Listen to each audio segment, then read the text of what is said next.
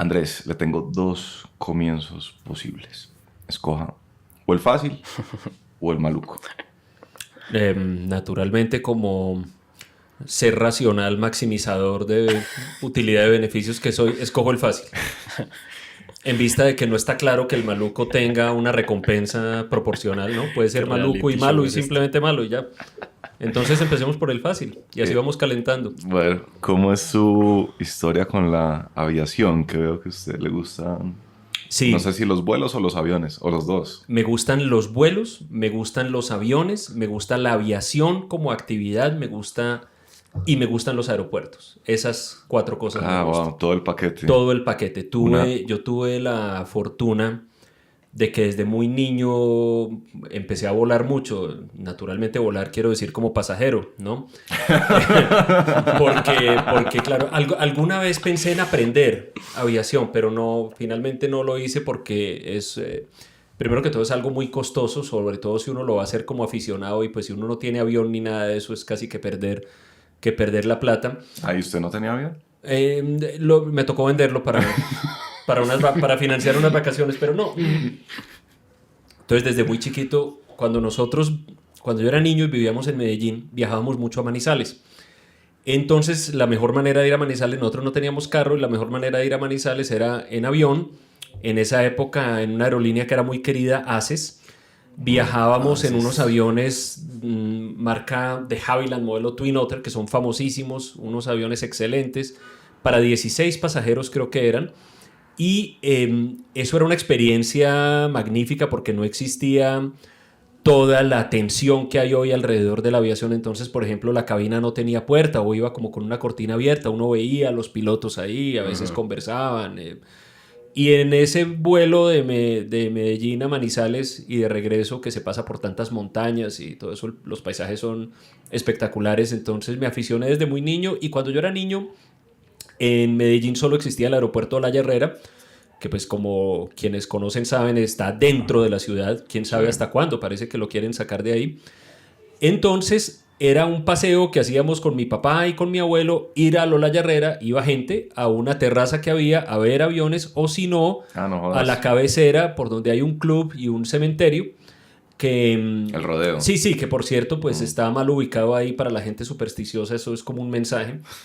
Las aproximaciones para quienes han visto al aeropuerto La Herrera son, no sé si sean difíciles desde el punto de vista técnico, pero son enredaditas, ¿no? Los aviones vuelan sobre la ciudad, Sí. esquivan cerros, etcétera, y tienen que tener cuidado en la aproximación. Entonces era muy, muy interesante ir allá a verlo. Yo creo que en esa época se formó ese amor por los aviones que todavía tengo.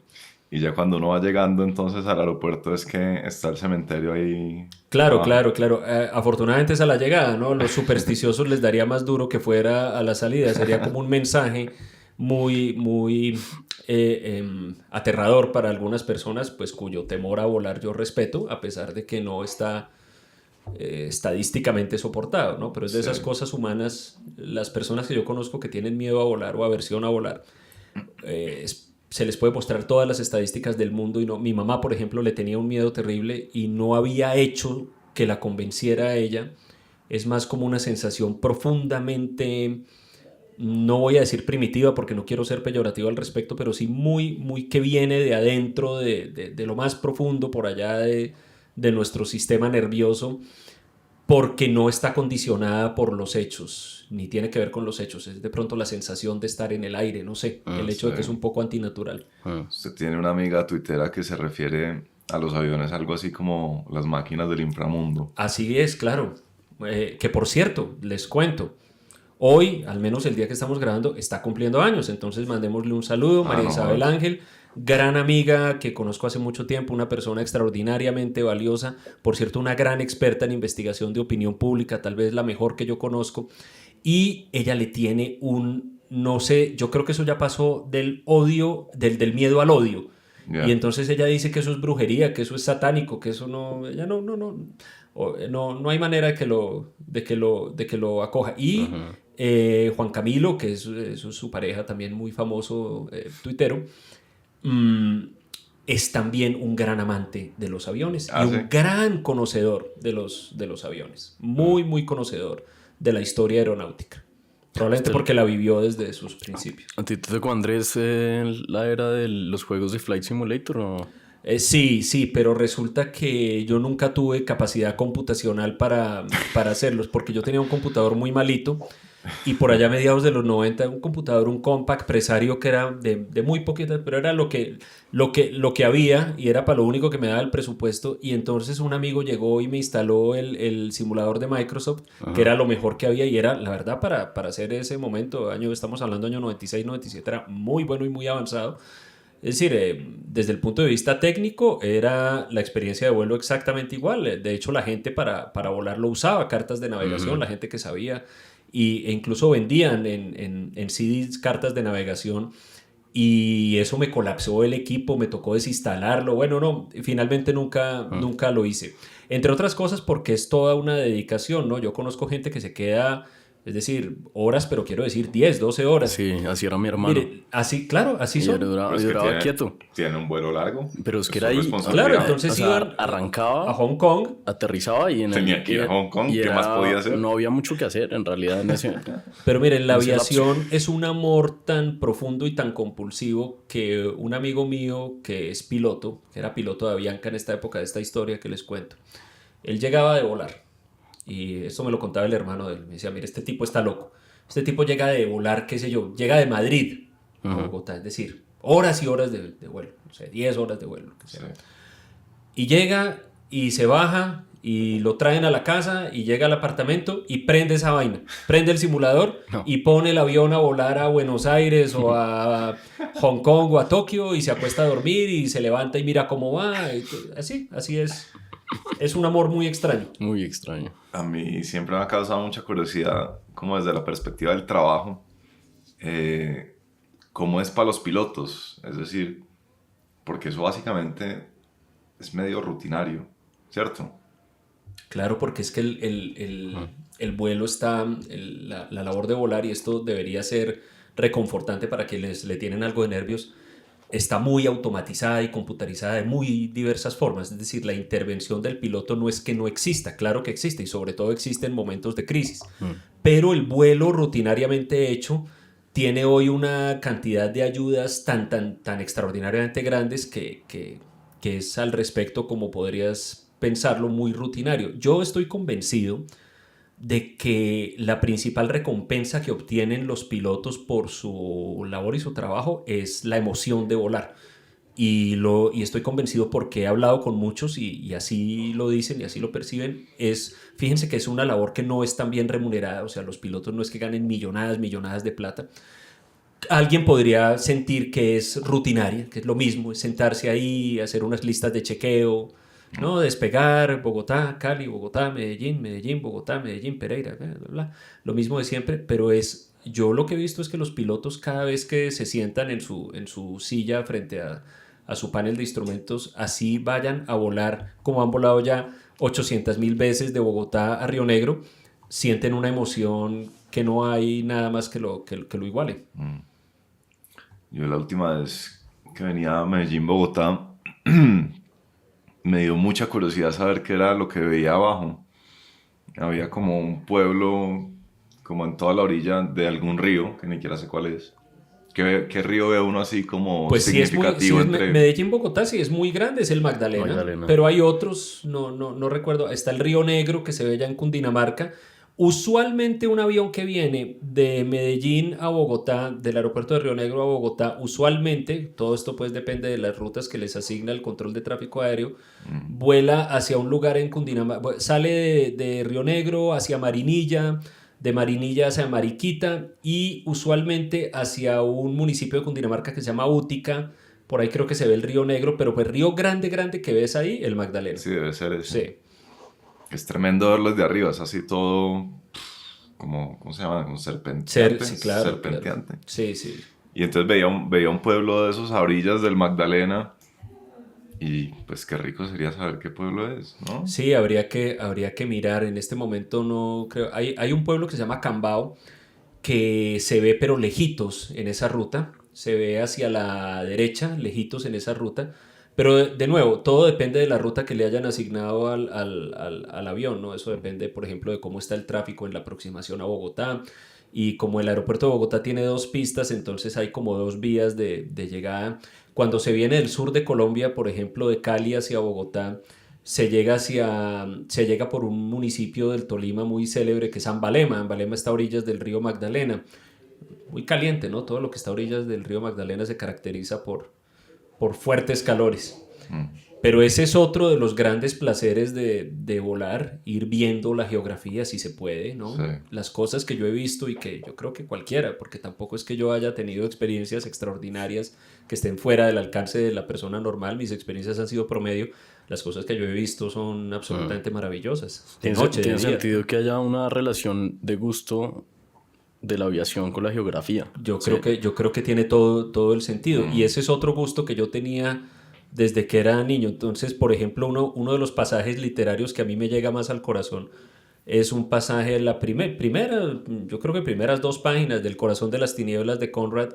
El personaje dice: desde que yo era niño tenía una gran pasión por los mapas. Y así era yo cuando era niño. En mi casa había por ahí libros de mapas y yo cogía y me estaba horas y horas. Eso es una pasión enorme también, que claro, viene muy bien con el gusto por la aviación. Y ahora hay aplicaciones, por ejemplo, hay una famosa aplicación que se llama Flight Radar 24, que es gratuita, bueno, gratuita y toca aguantarse ahí unas propagandas, Ah, sí.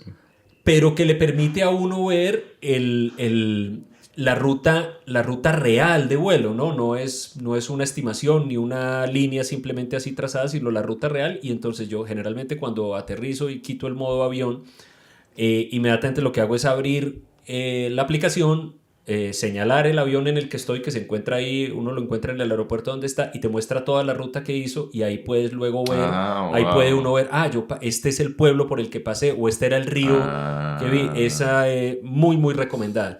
A mi hermano le encantan los aviones también. Y me acuerdo una vez que estábamos en una costa y no veía muchos aviones llegar. Entonces el juego de él era... Esto es hace un año, ¿no? O sea, es a los 30 años. Sí. El juego de él era ver qué avión venía, ¿De dónde para venía? saber de dónde Ok. venía y cuánto se había demorado y qué velocidad venía y qué altitud y todas estas mierdas. Que me parecía chévere saber de dónde venía y ya. Sí.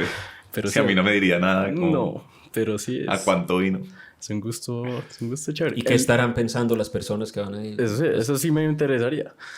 El gusto que no entiendo de todo este contexto de cosas es el del aeropuerto. Sí. Ahí que hay. No, es raro, porque los aeropuertos la mayoría de ellos son una experiencia, incluso los buenos, son una experiencia difícil. Ahorita vi que salió como el mejor aeropuerto de Latinoamérica, el de Bogotá. Sí, pues yo no los conozco todos, pero yo en esto sí me aparto. Lo que pasa es que a los colombianos nos encanta decir que todo es malo, pero a mí me parece El de Bogotá que no es bueno. el de Bogotá, por lo menos la terminal, es una terminal buena, cómoda, amplia, con cielos rasos altos. Uno se siente en un lugar bastante agradable allí. Hay otros aeropuertos de América Latina que son muy desagradables en ese sentido, incluso de Colombia. Y pues por supuesto en Colombia hay unos que son, o sea, increíble que todavía existan. El aeropuerto de Bogotá, pues los problemas que tiene son como de crisis de éxito, porque el tráfico aéreo de Bogotá es muy, muy, muy intenso y hace falta otra pista probablemente, ¿no? Tenemos 2 pistas, se ha hablado de hacer otro aeropuerto un poquito al occidente de este, en Madrid, Cundinamarca, para aeronaves más pequeñas, pero ha habido gente que dice que eso comprometería la seguridad, yo no lo sé. Y se ha ¿En hablado qué de hacer sentido? una tercera pista. Yo creo que tendría que ver con las aproximaciones que habría que hacer para que unas aeronaves lleguen a ese aeropuerto en Madrid y las otras sigan hasta El Dorado. No lo sé, pero yo recuerdo que un La seguridad excomandante aérea. sí, Ok. un excomandante de la Fuerza Aérea, que era el general Velasco, él era muy muy enfático contra ese aeropuerto. No lo sé, porque eso sí es un tema supremamente especializado.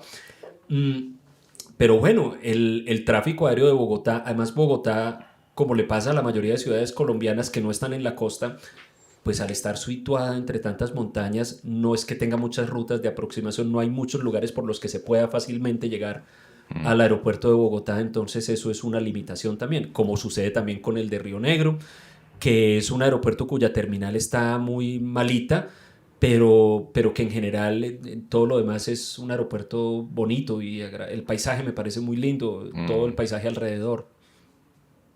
Y la llegada es espectacular. El paisaje de la llegada, claro. Yo, Andrés, he tenido fluctuaciones en cuanto a si le tengo miedo a los aviones o no. Ahorita estoy afortunadamente en etapa de que no le tengo miedo a los aviones. Entonces he podido disfrutarlos y mirar por la ventana, ¿no? Porque cuando uno tiene miedo, pues tiene que cerrar los ojos y poner la música duro. Pues para los que tienen miedo y no saben cómo se lidia con eso, se lidia así. Y ahora viendo desde las ventanas, por fin entendí esa maña como de tomarle fotos. Las fotos, claro. Las fotos desde las ventanas, que me parecía una mañezada. Sí. Pero pues también como un instinto. Es como No, yo siempre, si a los pilotos les gusta la geografía. La ventana, siempre. Miren, los pilotos, la mayoría de ellos van tomando fotos o videos desde la cabina. Y por ejemplo en YouTube o en Twitter, en Instagram hay canales y hay cuentas de pilotos que son absolutamente extraordinarias. Hay una, no recuerdo en este momento, pero hay una cuenta de Instagram de un piloto apellido Borja, que es un ecuatoriano, que solamente fotografía tormentas. Es las fotografías más espectaculares. Claro, porque una de las cosas que se ven en los cielos, sobre todo nocturnos, son unos grandes sistemas de tormentas. Y este tipo les toma unas fotografías espectaculares, pero no hay que ser piloto. O sea, un parroquiano cualquiera puede llegar a ver. Mire, una vez iba yo de Bogotá a Pasto, en época, de esas épocas de lluvia aquí en Colombia, ¿no? Eso debió ser como mes de octubre o algo así. Entonces estaba muy nublados, desde que salimos de Bogotá estuvimos volando entre nubes, pero recuerdo, no se me va a olvidar que ese vuelo en algún momento, la ruta Bogotá-Pasto, pasa como un poquito al oriente de Cali y muy alto, ¿no? Porque todavía va en lo que se llama vuelo de crucero. Y en ese momento salimos de la nube y lo que vi yo fue la ciudad de Cali, los farallones de Cali, que son las montañas que están ahí al occidente de la ciudad, que son altas, son de casi 4.000 metros, la costa pacífica y el océano Pacífico. Díganme que eso no es una experiencia maravillosa, salir de las nubes y de pronto ver eso en una mañana hermosa ahí en ese lugar.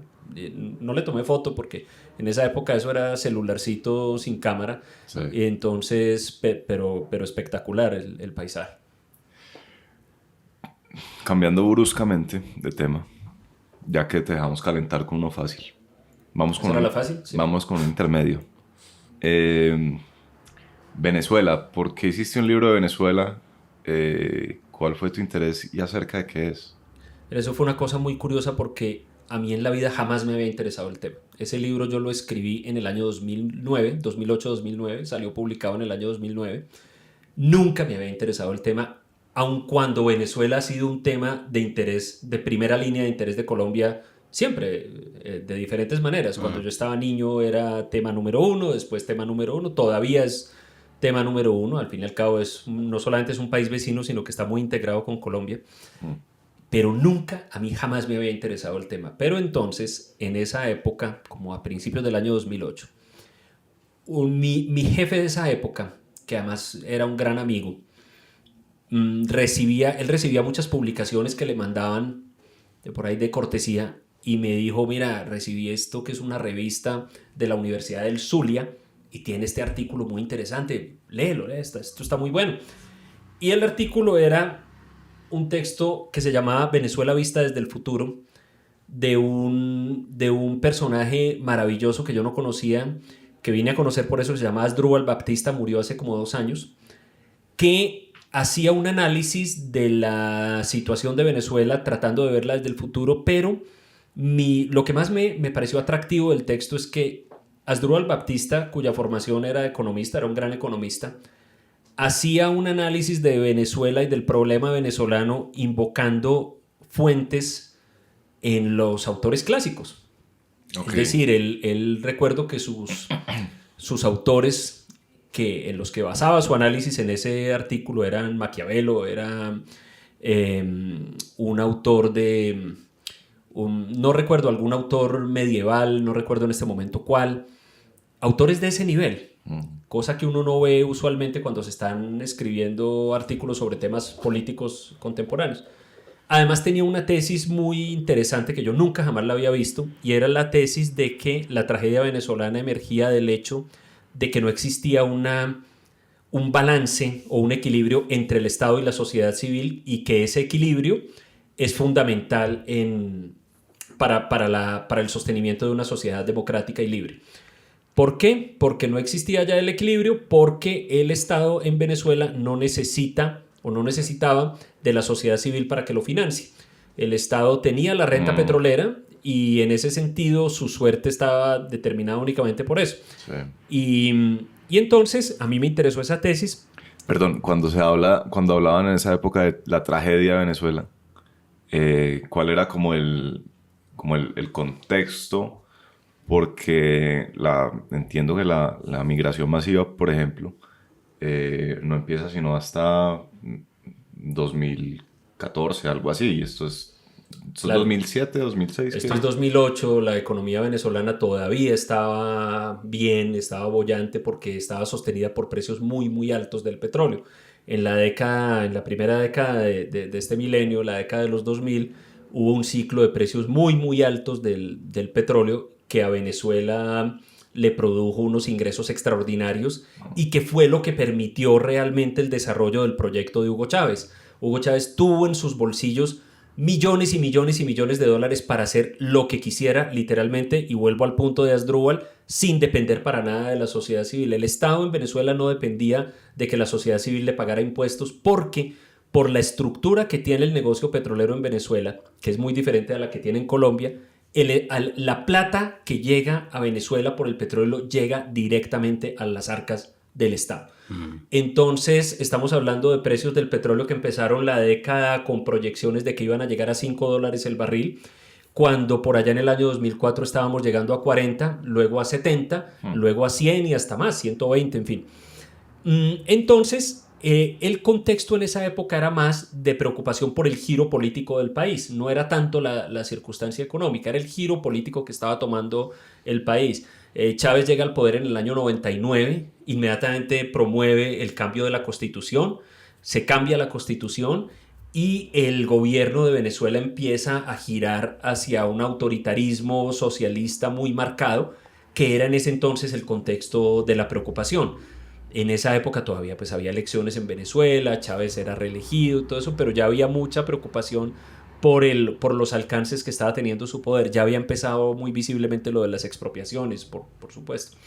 Y por otro lado también había habido equivocaciones muy grandes de parte de las fuerzas opositoras a Chávez, que siempre han jugado, la mayoría de ellas, un papel lamentable en toda esta temporada hasta el día de hoy.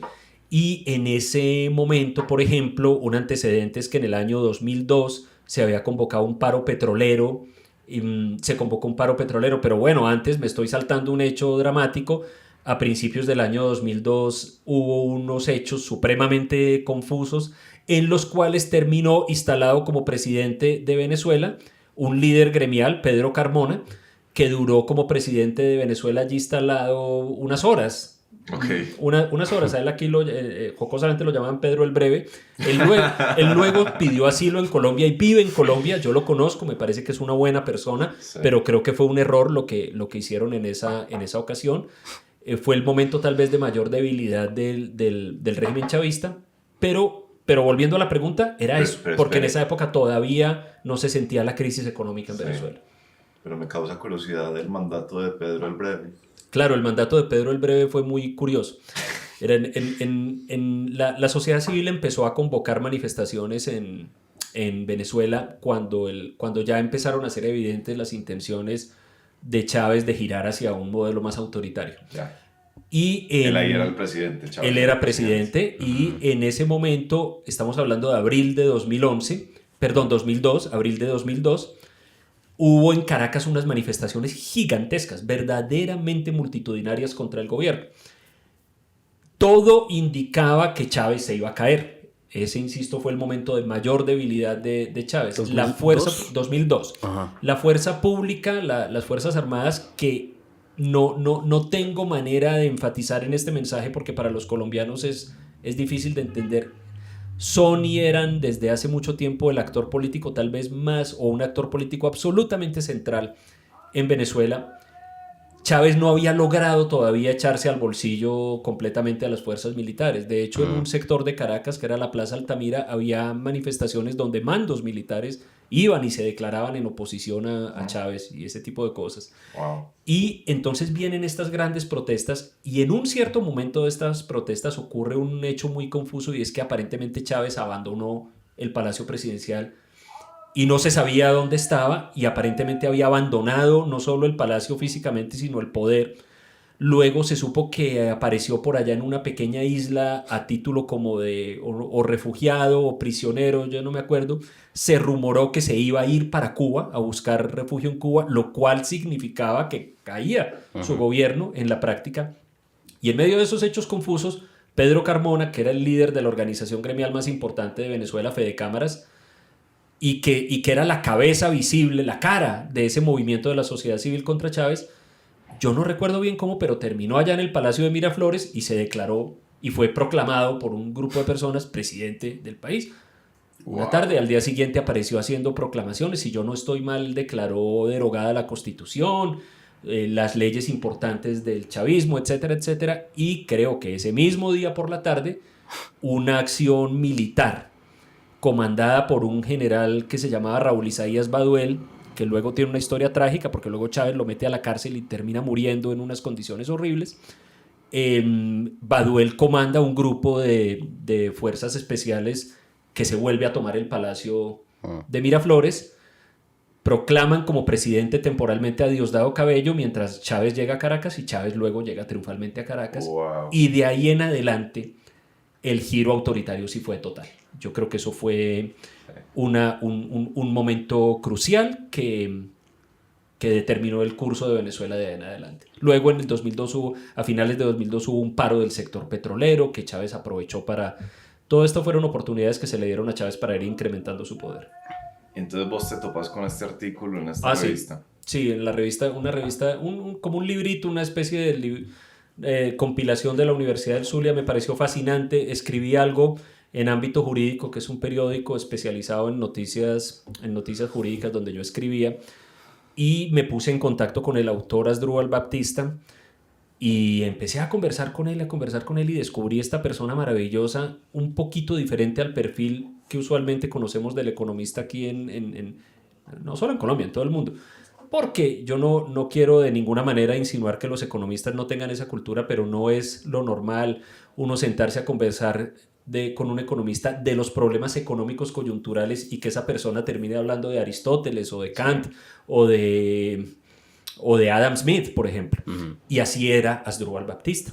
Pero no era por esnovismo, de ninguna manera. Todas las referencias que hacía él a esos autores eran relevantes. Ese era su modelo de análisis de la sociedad venezolana. Adam Smith, por ejemplo, era fundamental en su modelo de análisis del problema venezolano. Me pareció muy atractivo eso, pero también me pareció atractivo que en esa época, claro, todos los análisis giraban alrededor de Chávez y de lo que estaba ocurriendo ahí. Los análisis de Asdrúbal eran de un alcance mucho mayor. Ni siquiera casi mencionaba a Chávez cuando uno hablaba con él. Se me ocurrió entonces escribir ese librito, además porque Tito Livio Caldas, que en esa época era mi jefe, y él tenía una editorial pequeña que la tenía inactiva, que se llamaba Tierra Firme, me dijo, ¿por qué no escribes algo sobre eso? Y yo lo publico en Tierra Firme. Lo escribí, efectivamente se publicó. El libro se llama El Destino Trágico de Venezuela, que es un título que molestó a algunos venezolanos, pero a otros no. Y entonces ese fue el único libro que yo he publicado y escrito. Hoy a veces pienso en ese libro y creo que tiene algunas cosas buenas, creo que otras no tanto. En particular pienso que hay un capítulo que no es consistente con el resto del libro, que si yo lo hiciera hoy de pronto lo prescindiría de él. Pero pues a partir de eso estuve unos 2-3 años muy, muy, muy metido en el tema de Venezuela, muy interesado en ese tema y fue una experiencia bonita desde todo punto de vista. ¿Qué capítulo es?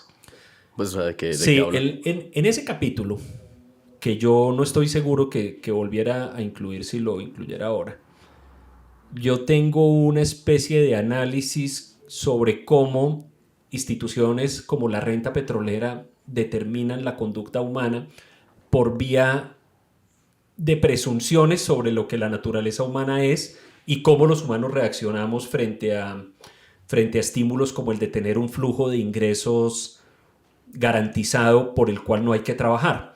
Yo francamente creo que parte de ese análisis es un poco simplista. Afortunadamente creo que no es medular ni nuclear ni necesario para las conclusiones. Las conclusiones, por cierto, no son originales mías, yo creo. Yo creo que en buena medida es una reinterpretación de lo que pensaba Asdrúbal y otros pensadores sobre ese tema de Venezuela. Pero ese capítulo, hoy yo no estoy seguro de que lo incluiré. O sea, como esa idea de que entonces si uno tiene un ingreso que le cae del cielo, uno se vuelve perezoso y vividor y flojo y todo eso. Tiene un sentido intuitivo, pero no estoy seguro de que sea universalmente correcto.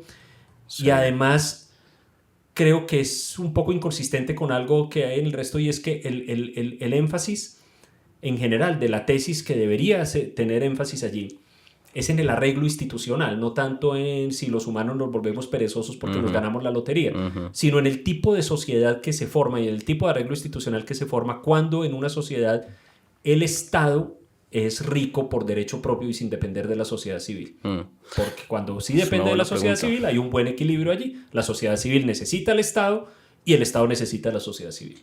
O sea que si en la abundancia azarosa uno se mantiene activo. Más o menos la pregunta. Sí, es decir, exacto. Yo no creo que esas presunciones intuitivas puedan ser tomadas como premisa de un análisis de ese estilo, ¿no? Esa idea, pues, si uno le en La riqueza de las naciones de Adam Smith hay un capítulo muy bueno, y pues bueno, es uno de sus temas centrales, que es sobre la renta de la tierra. Adam Smith es la economía clásica, y en la economía clásica hay una idea, y es que en el precio de un bien está representado la renta de la tierra, pues porque todo hay que producirlo en alguna parte, está representado los salarios que se pagan a quienes trabajan en la producción del bien, y está representado la remuneración del capital. Entonces, la renta de la tierra. Entonces, Adam Smith tiene una discusión sobre la gente que vive de la renta de la tierra. Muy interesante, y probablemente es muy relevante en su época. Esto es 1776. Todavía había en las Islas Británicas y en Europa gente que vivía exclusivamente de la renta de la tierra, es decir, lo que quedaba de la sociedad feudal. Y ahí en esa discusión sí hay un poco ese tipo de juicios, como la gente se vuelve perezosa, es gente poco industriosa, todo eso, y probablemente sea cierto. Yo no sé por qué yo siento que en el paso más allá que uno debería dar, no debería uno asumir como tan universalmente ese tipo de apreciaciones intuitivas. ¿Pasó algo para que cambiaras esa opinión? No, el tiempo, sí. Yo cuando el libro salió publicado, yo me arrepentí del capítulo y yo leí. Dije, fue casi... Entonces me sentía como el perrito ese de Twitter, y diciendo, ay, qué vergüenza esto, sí. Entonces luego a mí me decían, oiga, ese libro suyo tan bueno, mire ese capítulo sobre la renta. Yo decía, no, eso está muy malo, ¿no? De eso, pero pues hubo gente que le gustó, y de nuevo es una idea que probablemente sí es intuitiva. Uno sí se imagina que si una persona, y yo creo que todos hemos conocido a alguien que, no sé, los abuelos le dejaron un lote por allá y lo tiene alquilado, y entonces nunca jamás ha tenido que trabajar. Entonces es un vago ahí que se levanta a la hora que quiera. Ellos prefieren el término herederos. Exactamente. Entonces, pero yo siento que no está bien en la construcción de un modelo de análisis asumir simplemente así esas intuiciones, por más universales que parezcan. También probablemente cambia si es el análisis colectivo de un país, así es. Claro, y al respecto puede haber mucha injusticia. Miren, porque cuando yo era joven, cuando yo era niño, que Venezuela vivía la abundancia petrolera, años 70, años 80, la abundancia que se vivía en Venezuela era extraordinaria. Pues por supuesto había un montón de ejemplos y casos, un montón de casuística de derroche. Como ustedes sabrán, y hemos conversado por ahí por Twitter y todo, y con un amigo común que es Juan Sebastián Villegas lo hemos conversado, la casuística es muy mala guía para ese tipo de análisis. Entonces sí, uno veía que en Venezuela la gente de la clase media compraba whisky sello azul para el almuerzo y ese tipo de cosas. Entonces esa casuística, si uno la extrapola y uno hace como una inducción completamente falaz a partir de esa casuística, uno dice, no, esa sociedad se corrompió, esa sociedad está viviendo de la abundancia y todo. Algo puede haber, pero mi punto nuevamente es, yo no creo que si uno se va a meter en un análisis riguroso de un tema, pueda simplemente asumir esas intuiciones como premisa así nomás.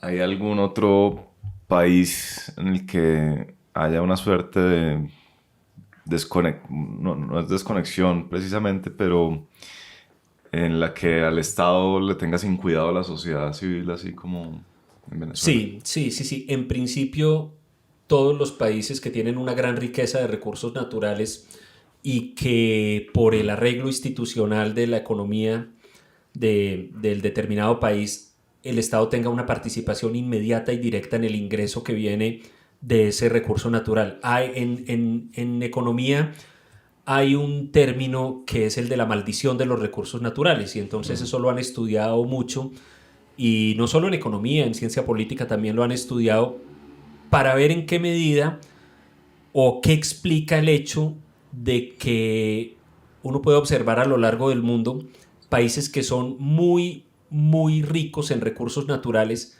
y cuyo desempeño económico es bastante irregular, no voy a decir malo, pero es irregular, y cuya configuración política también es un poco extraña. Entonces uno piensa en el Medio Oriente, ¿no? Sí. Entonces alrededor, a lo largo del Medio Oriente y alrededor de la península arábiga y el Golfo Pérsico hay una gran riqueza petrolera. Entonces uno ve las monarquías petroleras de Arabia Saudita y del Golfo Pérsico, o las dictaduras militares que tuvieron países como Irak, o en la revolución iraní, y antes de eso la monarquía persa, en fin, y bueno, y así países en África, Venezuela misma. Entonces el análisis se ha hecho desde varios puntos de vista. Entonces, por ejemplo, se ha encontrado que los países cuya economía depende mucho de la explotación de recursos naturales tienen mayor volatilidad en sus patrones de crecimiento económico. Entonces, cuando los precios están altos de los recursos naturales, les va muy bien.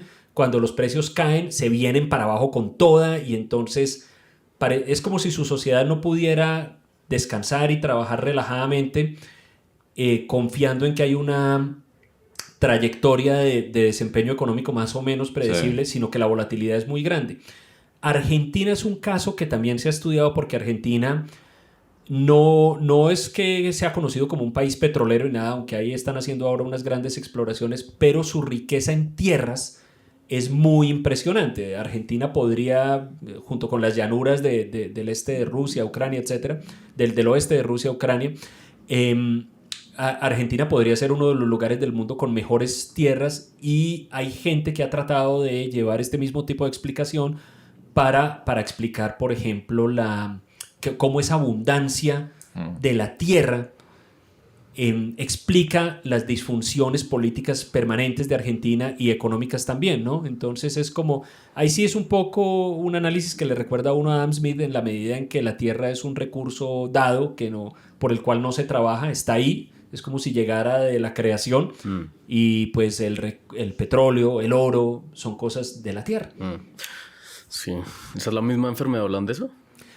La enfermedad holandesa es parte de eso, es como una manifestación de ese problema. Y la enfermedad holandesa consiste en que un país súbitamente tiene un gran éxito exportando a muy altos precios un recurso natural.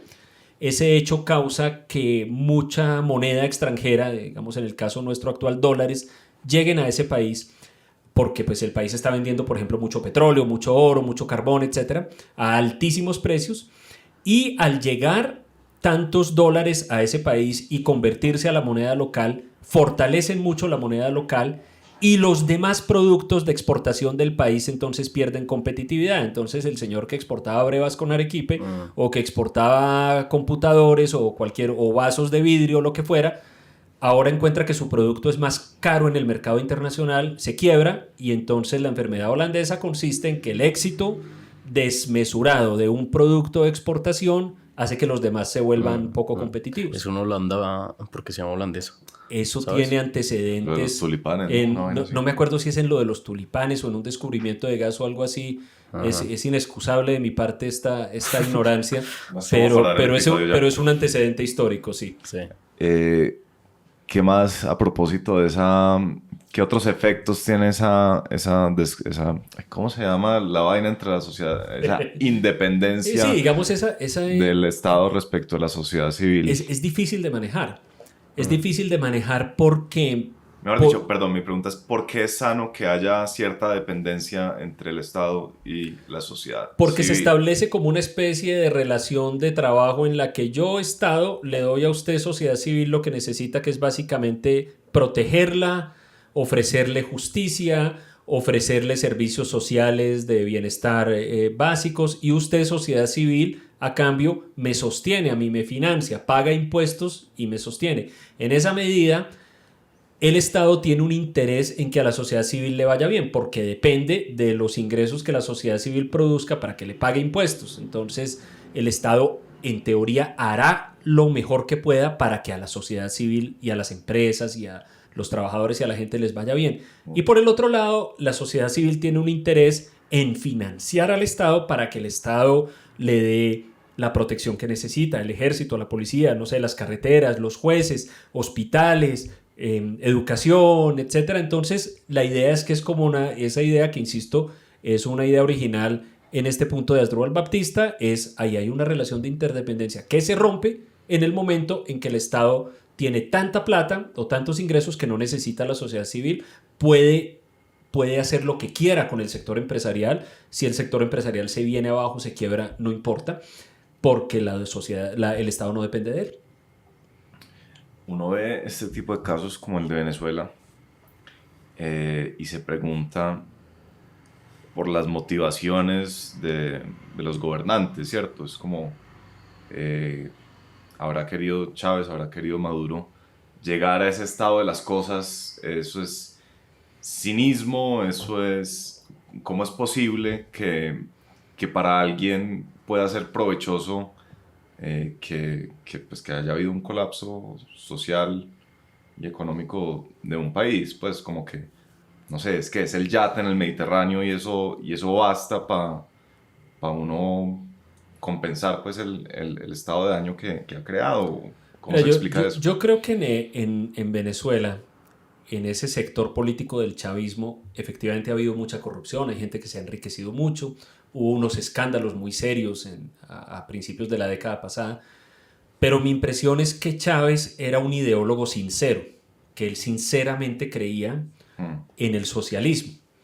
Y él sinceramente creía en una especie de socialismo que él construyó muy latinoamericano, que él construyó a lo largo de su vida.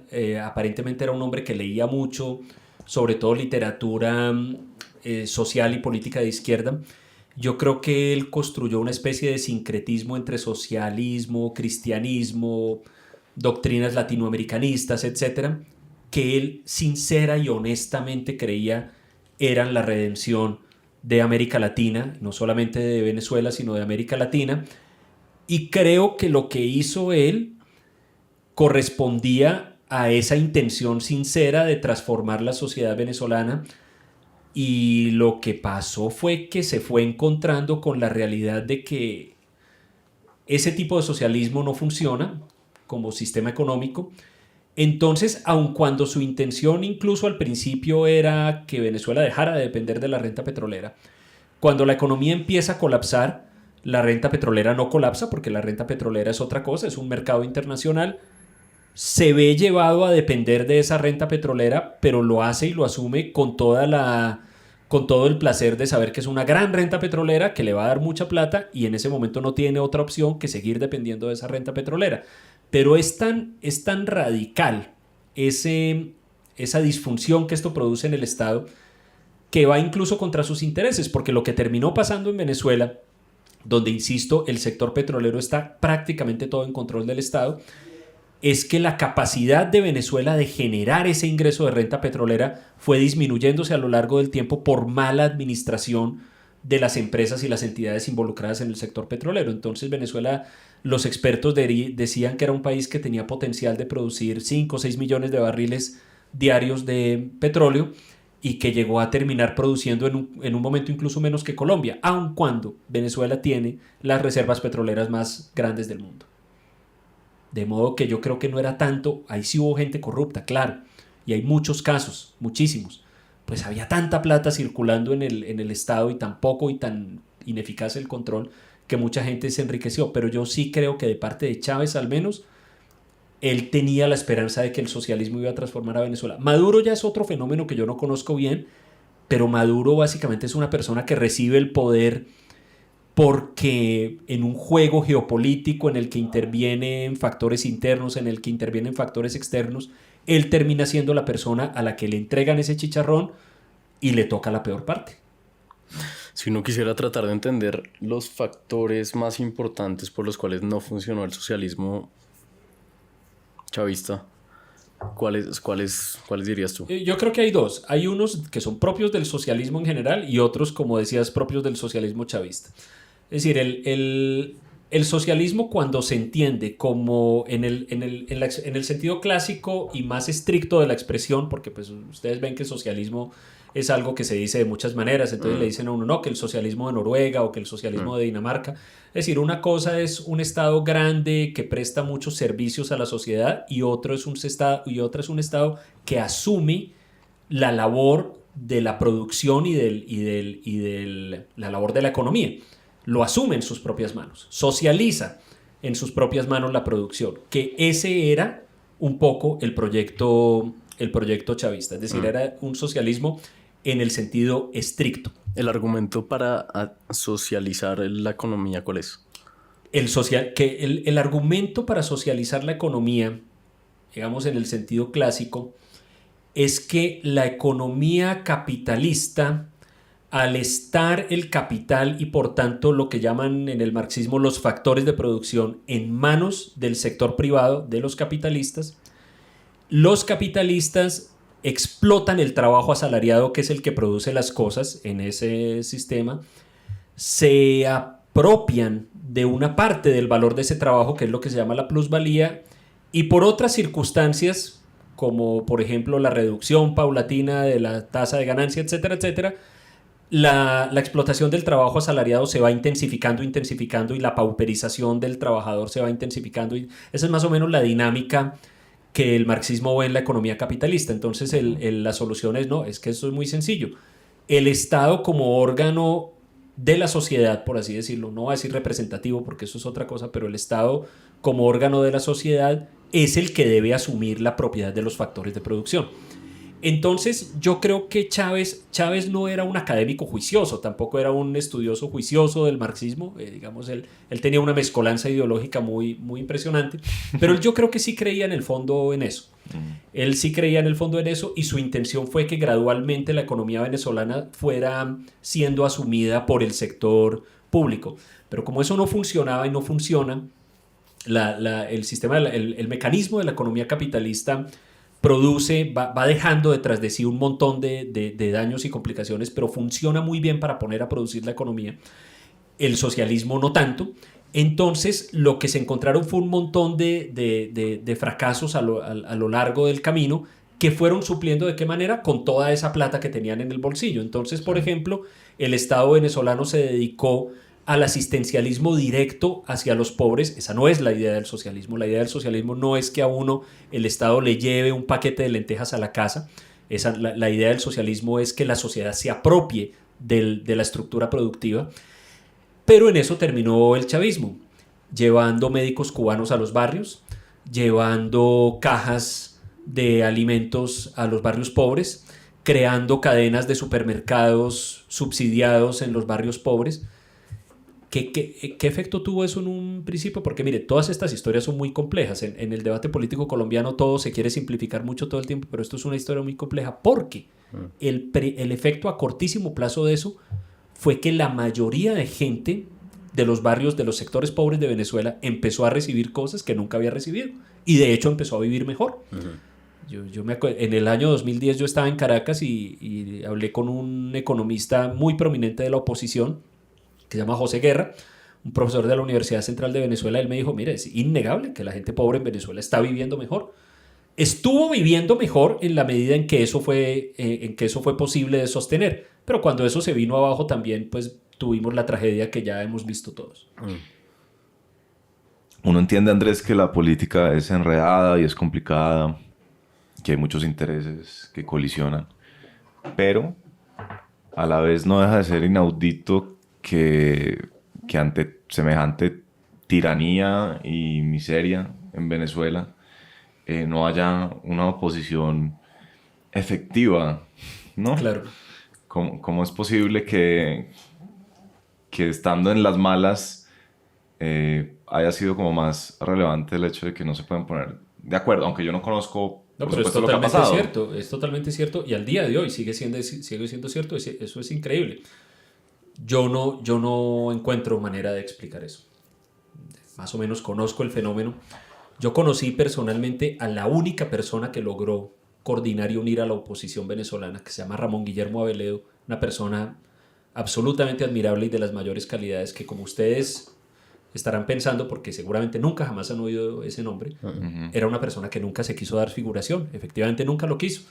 Él coordinó el único experimento relativamente exitoso de unidad de la oposición venezolana que le permitió a la oposición venezolana conquistar una gran participación en la Asamblea Nacional en unas elecciones en el año 2010 y luego la Asamblea unos años después fue mayoría y llegó a tener una candidatura presidencial relativamente fuerte. Pero antes de eso y después de eso, lamentablemente, y yo me declaro, en ese sentido, me declaro apenas un observador del fenómeno, todo parecería indicar que en la oposición venezolana el juego de personalidades ha sido superior al interés de producir el cambio político en el país. Entonces ustedes, estas personalidades sí son conocidas todas, ¿no? Leopoldo López, Enrique Capriles, en fin. Sí. Por ejemplo, estos dos. Personas que en algún momento representaron la esperanza, María Corina Machado, etc. Julio Borges, representaron la esperanza de que podía surgir un liderazgo civil para Venezuela que contrarrestara el chavismo y que constituyera un liderazgo de largo plazo, porque esto no iba a caer en 1 o 2 días. Terminaron más interesados en sus rencillas internas que en el proyecto político de sacar al chavismo del poder. Y pues para el chavismo esto siempre fue, y para el régimen y para sus aliados que manejan buena parte de la política del régimen, como el gobierno de Cuba, esto siempre fue música para sus oídos y que les sirvieran el triunfo en bandeja de plata. Ellos prácticamente no tenían que hacer nada, simplemente tenían que dejar que las vanidades de Leopoldo López y de Enrique Capriles, por ejemplo, prevalecieran, o que los celos de Julio Borges prevalecieran, o de María Corina Machado, no sé, las ganas de figurar. Es un fenómeno que yo creo que requiere una investigación muy profunda, pero no cabe la menor duda, sobre todo en los últimos años, que ha sido un factor fundamental para la permanencia de Maduro en el poder. Es decir, uno pensaría que en un escenario de crisis como el que ha habido a partir, digamos, de 2014, 2015, Chávez murió en 2013, la crisis económica que viene 2015, 2016, a todo el mundo le parecía evidente que ese régimen era insostenible.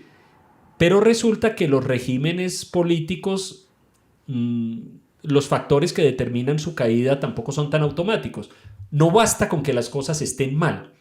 Muchas veces hay que hacer algo, ¿no? Y realmente Venezuela, en particular la sociedad civil y la oposición, nunca fue capaz de montar de organizar ese algo que pudiera producir la caída del régimen. Y miren, por ejemplo, que ya a nivel anecdótico, incluso eventos puramente conspiracionistas fracasaron por esto. Yo ya no me acuerdo en qué año fue porque han pasado ya muchos años, pero ustedes recordarán que hubo un episodio en el que aparentemente había una insurrección militar en una de las bases militares que hay en Caracas, no recuerdo si Fuerte Tiuna o el aeropuerto de La Carlota, una mañana, y todo indicaba que ese día iba a caer el gobierno, porque pues los militares ya eran el único factor. Los militares y el Tribunal Supremo de Justicia eran el único factor que sostenía el poder real del gobierno, y Y eso parecía una conspiración en la que probablemente intervenían potencias extranjeras, lo que fuera, pero iba a pasar.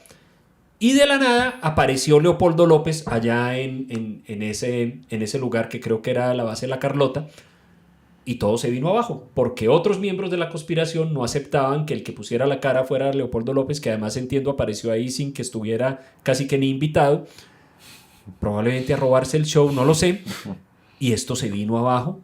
Ese día yo iba caminando por la carrera 15 por la tarde, como con 90 y pico, hay un almacén de alimentos, de comida para perros muy bueno que se llama Pet Gourmet, y yo entraba muy frecuentemente ahí a comprar comida para mi mascota, y la chica que atendía ayer era venezolana, estaba llorando cuando yo entré, y yo le dije, ¿y qué pasó? Y me dijo, no, es que ella por la mañana había tenido la esperanza de que eso podía eventualmente triunfar y ella poder volver a su país, todo, y que mire, esa es la historia de muchos episodios en la Venezuela contemporánea. ¿Cuál fue el que se declaró presidente y Duque lo declaró presidente también? Guaidó, pero Guaidó. ¿Todavía? ¿Y este qué? Así que siendo presidente. Yo creo ¿no? que él va para presidente vitalicio, Guaidó, de Venezuela. Mire, eso era un hecho que en un principio parecía tener algún sentido y que luego terminó en el más absurdo ridículo, hay que decirlo. Sí.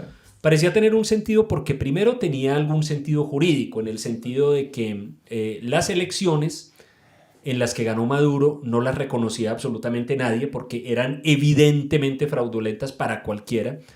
Entonces, en virtud de unas normas de la Constitución venezolana, la Asamblea Nacional del país proclamó presidente a Guaidó, que era un miembro de la Asamblea, ni siquiera era un hombre muy distinguido, yo nunca había oído hablar de él hasta ese entonces.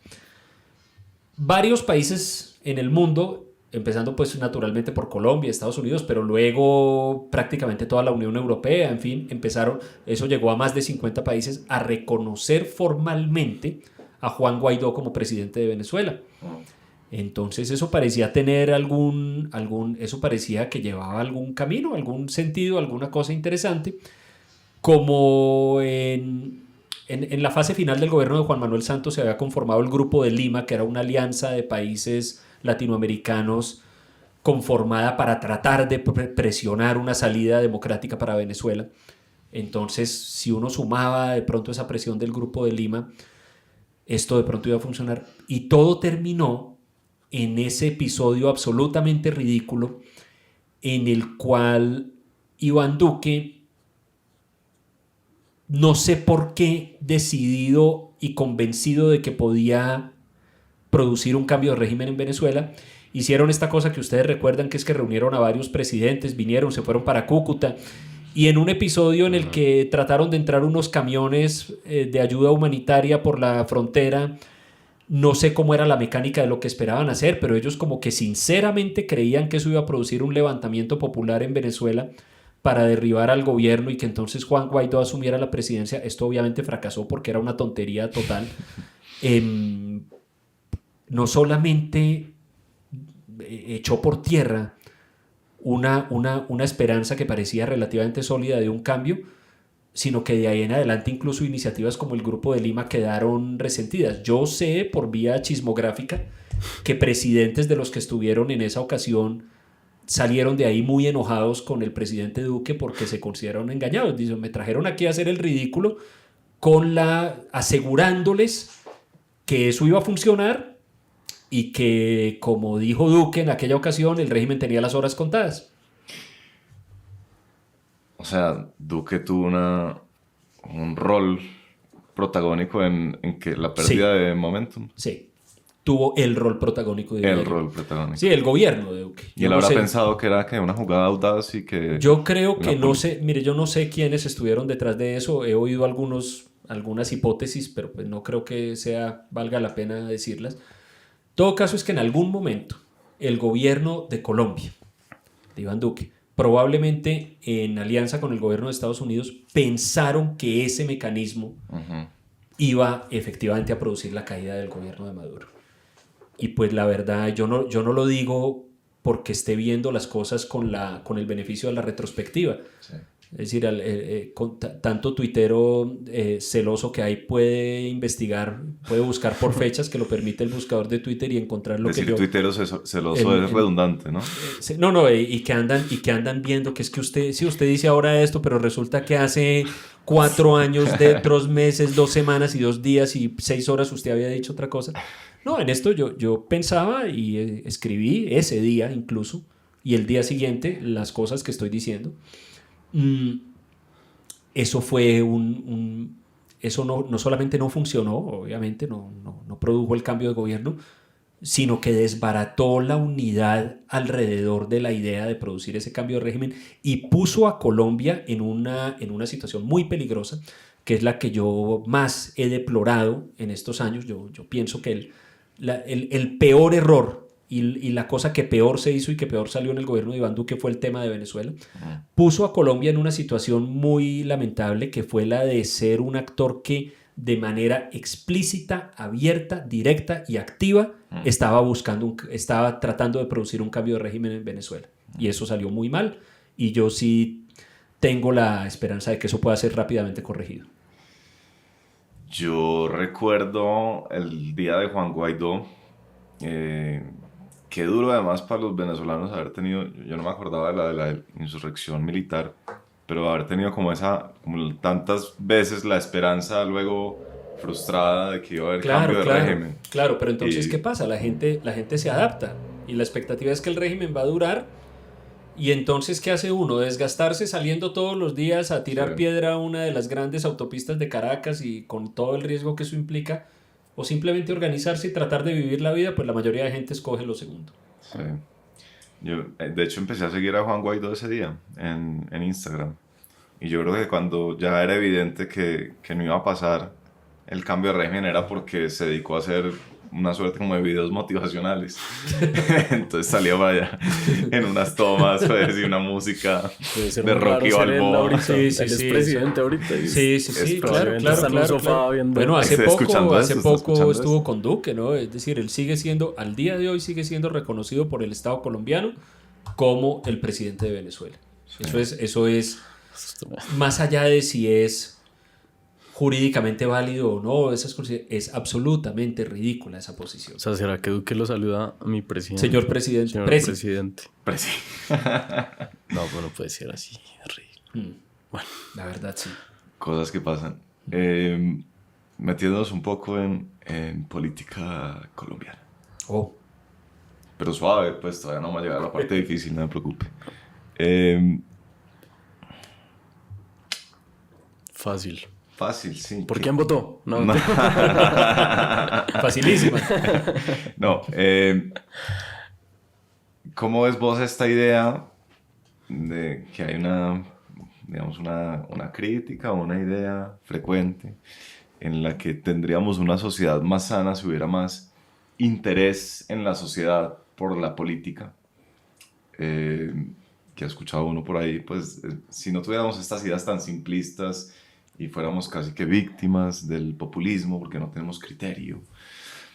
Y a la vez, estos casos tan recientes, y qué pena pues con usted hablar de casuística, pero de personajes valiosos desde el punto de vista de la sociedad civil, ¿no? Intelectuales, periodistas, gente experta en medio ambiente, y el hecho de que pareciera que todo el mundo hoy en día, a la vez de que la política es despreciada, todos quieren meterse a la política, ¿cierto? Entonces, sí. Entonces, pues nuestro rector, ¿no? Se mete y ahora es político, y uno ve pues unas transformaciones y una suerte como de cosas que le toca hacer a ese personaje que uno antes admiraba para poderse meter en la política. Y uno ve a las periodistas más respetadas, Mabel Lara, y su siguiente paso no es seguir siendo periodista, sino es volverse política.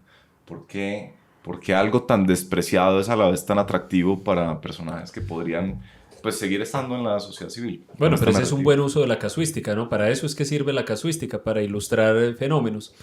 Pero yo qué creo, yo oigo muy frecuentemente decir esta tesis de que la sociedad debería interesarse más en política. A mí me parece bien, es decir, creo que eso es una tesis correcta. Yo en ese sentido estoy un poco más del lado de las ideas republicanistas que de las ideas puramente liberales. Yo creo que una sociedad le va mejor si la gente se interesa por los asuntos de la sociedad. En donde de pronto discrepo un poco con la formulación usual de esa tesis es que yo creo que Colombia en cierta medida es ese tipo de sociedad. La tesis es que la sociedad debería involucrarse e interesarse, no necesariamente que lo deba hacer de la mejor manera o de la manera más ilustrada. Es decir, yo creo que los beneficios de tener una sociedad interesada en política se dan aun cuando ese interés no se manifieste de la manera más excelsa, de la manera más excelente, o sea, como, no sé, como una especie de Atenas antigua, si es que uno quisiera creer en estereotipos que incluso no eran completamente ciertos. A mí me parece que Colombia es un país donde la gente vive muy interesada en política. Por supuesto que la inmensa mayoría de gente se interesa en política a partir de generalizaciones, prejuicios, chismes, etcétera, que eso es apenas humano, ¿no? Eso es una condición muy simplemente humana. Pero a mí me parece que eso le ha dado a Colombia y a la sociedad colombiana una especie de garantía contra el abuso del poder. Mire, a mí me parece que uno de los documentos fundacionales de la democracia colombiana debería ser una carta que encontré alguna vez citada, y yo la menciono mucho, la encontré, yo no he visto el original completo, pero la encontré citada en un libro, que es una carta que le escribe Simón Bolívar a algún otro general, algún otro militar venezolano, cuando Simón Bolívar era presidente de Colombia en Bogotá, esto debe ser año 1828 o algo así, en la que Bolívar se queja de la manera como la gente en Bogotá vive todo el día hablando de política. Y entonces él le dice a la persona que le escribe la carta, le dice, mire, esto aquí es insoportable, esto es ingobernable, aquí a uno no lo dejan hacer nada. Lo que él pretendía, lo que Bolívar pretendía, porque eso pues tenía que ver como con su ideario político, es que a él lo dejaran hacer una serie de cosas que él pensaba que tenía que hacer en orden para garantizar la estabilidad y la seguridad de la república naciente y débil. Entonces él dice, mire, esto aquí es insoportable porque aquí al presidente no lo dejan hacer las cosas. Y usted sale a la calle y en todas las esquinas hay corrillos de gente conspirando contra el gobierno, hablando de política, por supuesto que conspirando no en el sentido real, sino hablando, chismografiando de política. Y esto es insoportable, así no se puede gobernar, decía Bolívar en esa carta. Y es verdad, así es difícil gobernar, pero a mí me parece que es que las sociedades, entre las cosas que tienen que hacer para proteger lo suyo, entre eso para proteger su libertad, es hacer difícil gobernar en cierto grado. Eso es un poco paradójico, porque uno pensaría, bueno, debería ser fácil que el gobierno haga las cosas para bien de la sociedad. Lo que pasa es que en el poder no siempre todas las cosas que se van a hacer se hacen para el bien de la sociedad. Entonces tiene que haber mecanismos de control y no todos los mecanismos pueden ser de orden constitucional o legal. Eso no es suficiente. Hay países, hay sociedades que han tenido buenos mecanismos de control legal y constitucional, pero tienen una sociedad civil muy indiferente que está en otros temas. Sí. Como decía ahora Andrés, aquí la gente está todo el tiempo pensando en política, se mete a la política, bien, mal, no sé. Pero eso es un mecanismo que protege a la sociedad, ese activismo político permanente. Me parece a mí que protege a la sociedad contra excesos del poder. Entonces, en ese sentido, yo me declaro complacido. Y es una de las razones por las cuales, a diferencia de lo que piensan algunos amigos míos, yo no estoy preocupado con el nuevo gobierno.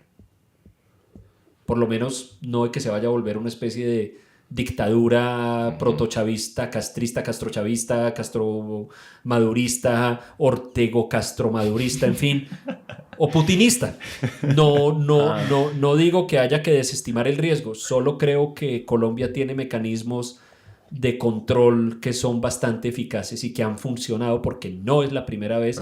Bueno, el gobierno de Petro no ha empezado, pero ha habido casos en Colombia recientes en los cuales los presidentes empiezan a salirse sí. del molde y algo logran, ¿no? Sí. De todos esos pesos y contrapesos, algunos de esos pesos y contrapesos se doblan, otros se rompen incluso, pero otros funcionan.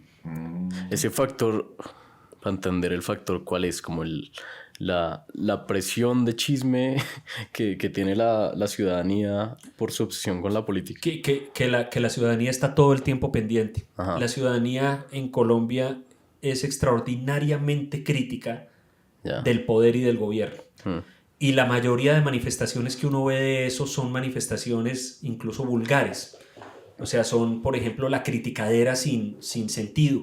Ujú. El hecho de que a la gente todo le parece malo, todos los funcionarios le parecen corruptos, todo el mundo le parece poca cosa, malo. Eso, pues, uno diría, no está bien, no es justo, pero eso, en agregado, También es un control. es un mecanismo que permite algo de control a la acción del poder. Cuando las sociedades son indiferentes, el poder va silenciosamente expandiendo su alcance y nadie dice nada. ¿Tú crees que esto es una particularidad sociológica colombiana? Sí. Sí. Histórica, sociológica. En ese sentido, yo creo que eso diferencia a Colombia de otros países de América Latina, donde la gente no es tan activa en política. Creo que asimila un poco la sociedad que conozco yo que más se parece a eso en Colombia es la de Estados Unidos. En Estados Unidos es lo mismo, todo el mundo habla todo el tiempo de política, la gente se burla del presidente, nadie lo respeta. Hay muchos programas de radio y televisión de discusión política, como en Colombia. Y allá es lo mismo, es decir, ese activismo social, lo que pasa es que en este momento Estados Unidos está pasando por una fase crítica que no sabemos a dónde vaya a llegar, pero ha sido tradicionalmente un contrapeso muy eficaz al poder. Sí. Pero una diferencia que veo es, acá igual sí, es verdad que se critica mucho, pero al mismo tiempo se ve como una especie de monarca al presidente, como una especie de redentor. Sí. Sí, como que igual sí hay mucha importancia hacia el presidente con la crítica, es extraño porque tampoco se respeta, ¿no? Sí.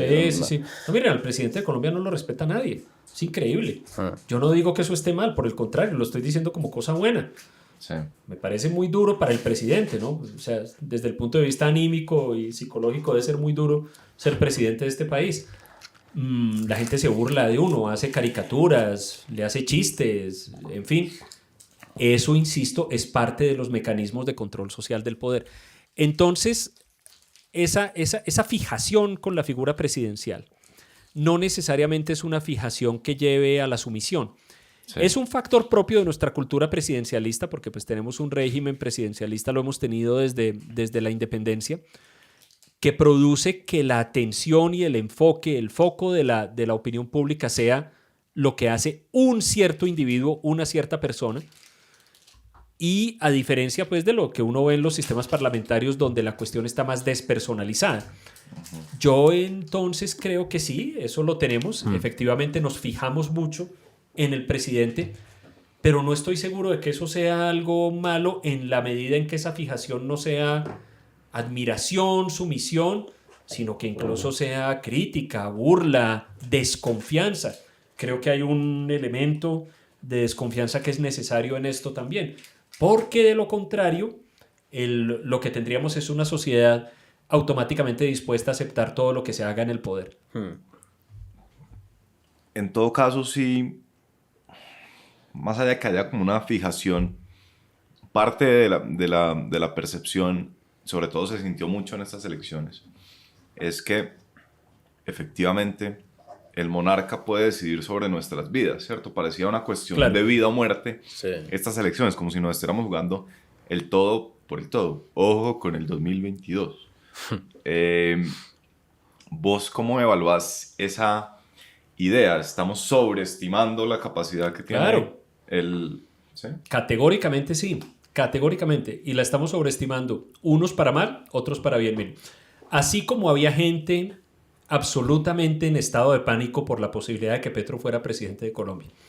Hay otras personas cuyo estado de ánimo es de absoluto júbilo porque creen que la llegada de Petro significa la redención absoluta de sus vidas o de su o la realización absoluta de sus anhelos. Entonces es la idea de que ahora sí tenemos un presidente que nos va a dar Eso yo creo que es un sentimiento legítimo, sobre todo porque se trata de sectores que en la política colombiana, en la sociedad colombiana, no han tenido la participación que deberían tener y en ese sentido pues sus esperanzas son bastante fuertes.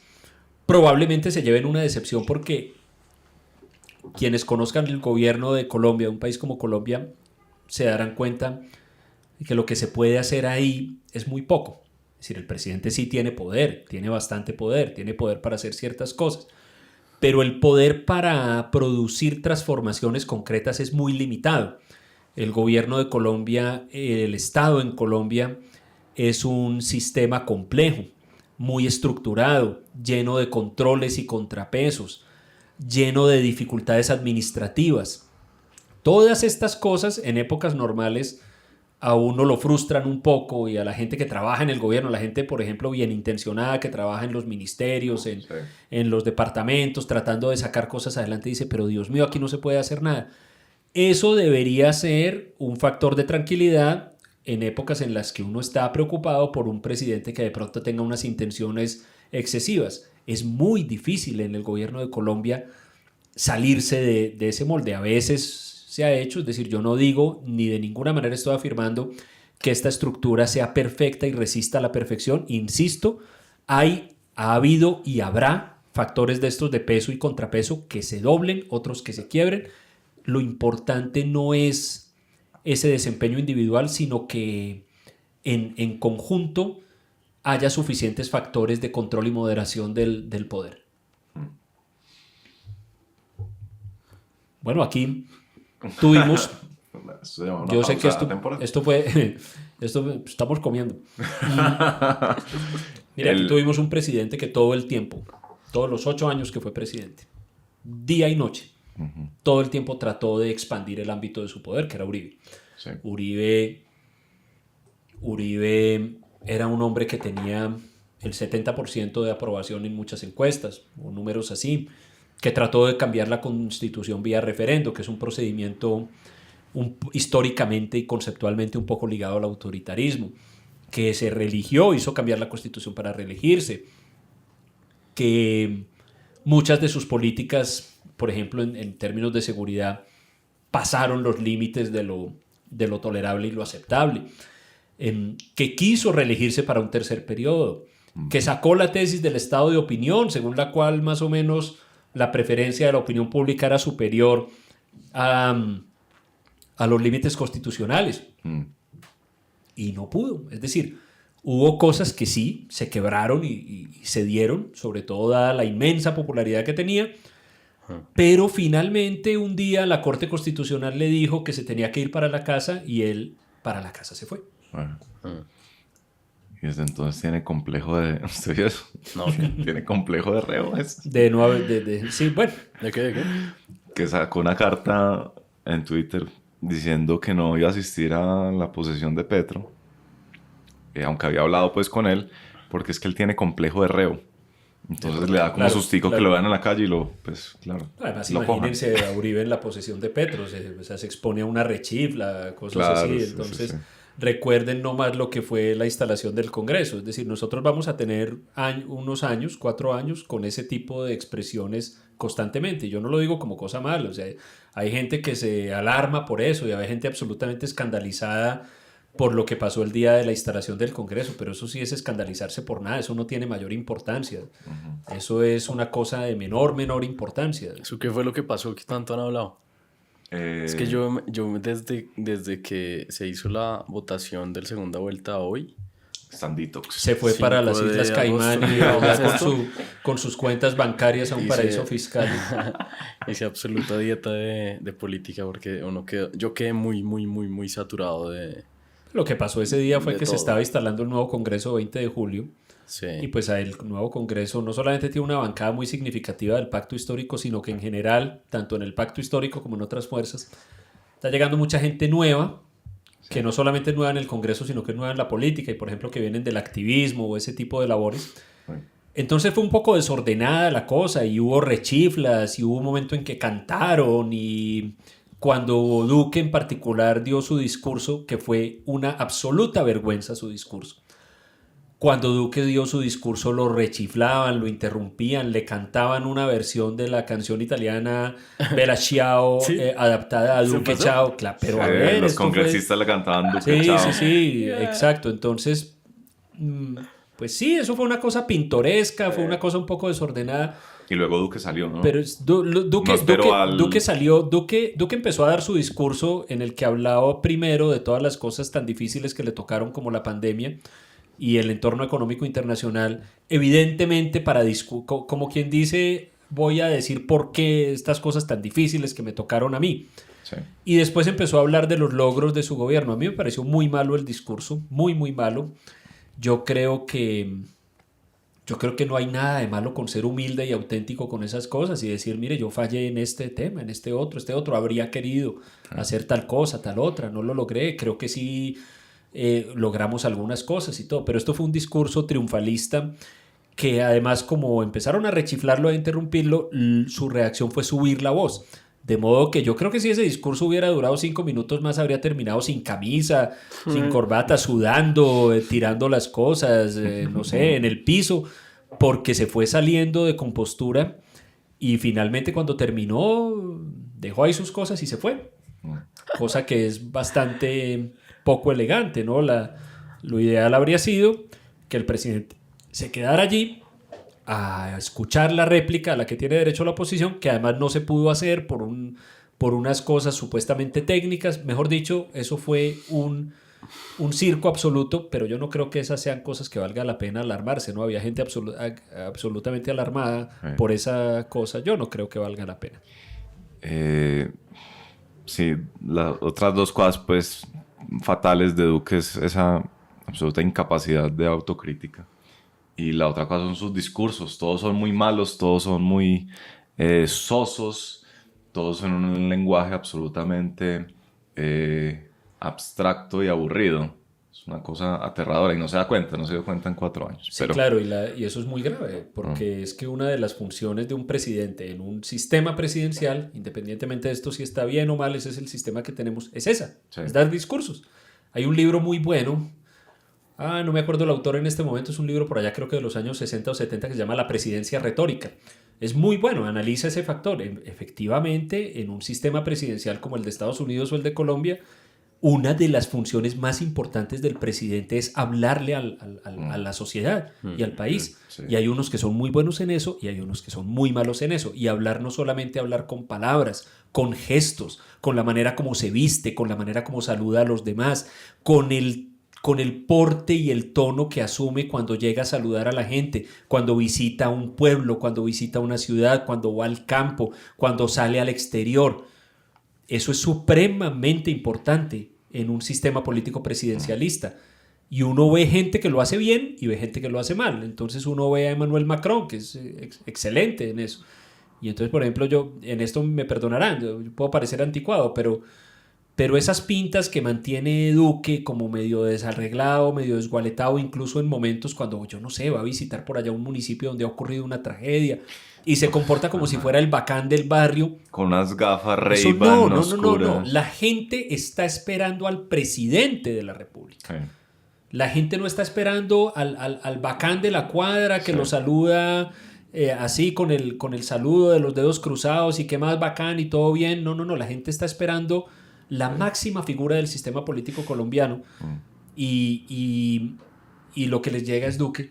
Me acuerdo mucho de que Emmanuel Macron fue a visitar una de las islas, creo que una de las Antillas francesas, cuando había ocurrido algún desastre natural, y en todas esas islas hace mucho calor, y yo no olvido a Emmanuel Macron de vestido negro y corbata, visitando, porque había muerto un montón de gente.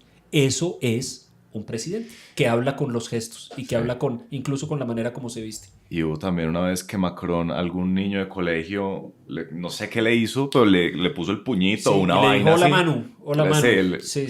Bueno, ahí yo no sé si se le fue la mano un poco a Macron, pero él estaba ahí en la calle y un muchacho como de 15 años le dijo como a Macron, a los Emmanuel les dicen Manu, entonces le dijo como, ¿qué más Manu? Y Macron se enfureció y le dijo, no señor, usted a mí me respeta, yo soy el presidente de la República. No sé si se le fue la mano, pero es cierto que el presidente de la República en una sociedad tiene un cierto estatus que yo no estoy diciendo ni siquiera que sea de poder y de mando, es de respeto, es la persona en quien todos pensamos, por más incluso que seamos muy sofisticados, no sé, muy filosóficos, es la persona que le imprime confianza y tranquilidad a la sociedad. Miren que hay una anécdota que de pronto me estoy inventando, no sé, pero yo estoy seguro de haberla visto, que es de Enrique Olaya Herrera, que él iba a llegar a visitar un pueblo de esos del Magdalena, donde lo único que hay es calor, calor, calor, calor, y zancudos y todo, y entonces se iba en un barco de estos de vapor, y entonces se metió al cuarto de él y salió vestido como con esos vestidos, eso creo que se llama sacoleva, esos vestidos de cola, como grises, elegantísimos, como para casarse, y le dijeron, hombre, usted sí sabe lo que está loco, aquí hace mucho calor, y dijo lo siguiente, dijo, esta gente nunca ha visto al presidente de la República, entonces lo que ellos están esperando es una figura que comunique mucha seriedad y mucha dignidad y todo eso, y entonces así me toque aguantarme calor. Es que en la presidencia de la República se sufre, se aguanta calor al lado del río Magdalena, se aguanta calor en las Antillas Francesas, pero porque es que eso no es para gozárselo, eso es un sacrificio, absolutamente, y el que se meta ahí debería saberlo. Por eso yo no me meto ahí, a mí me gusta vivir bien, vivir esa sabroso. Es la única razón. Y usted detesta el calor, además. Me da muy duro el calor. Sí. Sí, tengo que confesarlo. Sí. Usted es muy bueno para inventarse anécdotas. Felicitaciones. Está bueno. Yo creo que en parte eso de Duque, que si llegaba como un bonachón allá con gafas oscuras a un pueblo donde acaba de ocurrir una tragedia. En Samaniego, Nariño. Y allá llegó y dijo, bueno, bacán, no sé qué, bien, aquí vengo a dejarles unos proyectos, no sé qué, después de que había ocurrido una masacre. Por Dios santo, no. Sí. Esa actitud de bacán.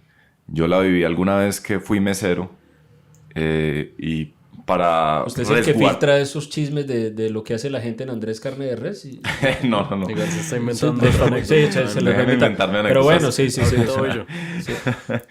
Yo cuando fui mesero, precisamente para esconder mi incompetencia, porque yo no sabía meserear, pues lo que hacía era ser muy querido y muy bacán. Yo creo que eso es un poco el caso Duque. Imagínense si un niño le hubiera dicho Ivancho a Duque. A Duque un niño le dice Ivancho y entonces Duque le hace high five, o sea, los saludos, claro, bacanísimo, se ponen a jugar Nintendo, no sé. No, eso sí. Y además lo de Duque fue curioso porque desde el día 1 se sabía que iba a ser así, ¿no? Que el día 1 fue allá con el rey de España que le dijo que su amigo el doctor Uriel le manda saludos. Lo quiere mucho, entonces sí, lamentablemente se sabía. Sí. Ya hablamos un poco de la gente que se interesa en la política, pero me ignoraste mi segunda pregunta, pues porque yo la planteé mal, y es sobre esas personas muy valiosas en la sociedad civil que tienen otro tipo de esferas de acción, no precisamente la política, los rectores de universidad, los periodistas, que ya se interesan demasiado por la política al punto de se meten. Ese fenómeno, ¿qué? Yo no sé ese fenómeno. Aquí hay gente que ha estudiado mucho el tema de los partidos políticos en Colombia, y lo menciono porque yo creo que eso de alguna manera viene ahí. La política colombiana en ese sentido es bastante desorganizada, digámoslo. Y una de las formas o una de las expresiones de esa desorganización es que cualquiera, si se dan ciertas condiciones, se le mete a eso. Se lanza, no sé, a una alcaldía, a la Cámara, al Consejo, etcétera. Yo no digo que eso esté mal, lo dejo muy claro.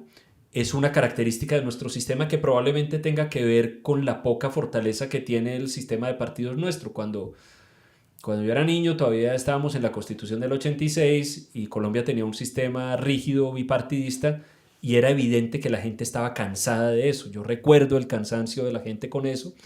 Y, por ejemplo, el galanismo, el nuevo liberalismo, toda esa explosión de la disidencia de Galán fue una expresión de eso. Y entonces hicimos la Constitución del 91 y nos fuimos al otro extremo. La idea fue desestructurar completamente la política para que cualquiera se pudiera meter, probablemente con la creencia de que primero el sistema de partidos tan rígido había asfixiado las expresiones ciudadanas y había llevado, por ejemplo, a que en la época del Frente Nacional hubiera gente que no sentía que había espacio en la política democrática y se fueran para el monte o ese tipo de cosas. Sí. Y además que los jefes políticos de los partidos manejaban eso a su antojo.